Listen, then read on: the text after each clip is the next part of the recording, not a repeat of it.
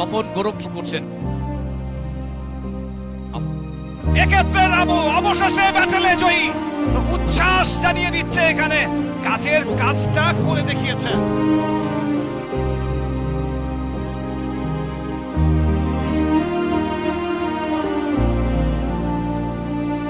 আর এক্ষেত্রে কিন্তু excellent catch of the day, ডান দিকে একেবারে ঝাঁপিয়ে পড়ে কিছুটা হলেও চিন্তিত ছিল অন্তত সভ্য সমর্থকেরা, তবে একটা ওভার সবকিছু সব হিসেব নিকেশকে যেন ওলট পালট করে দিল, যেখানে আর বলতে বলতে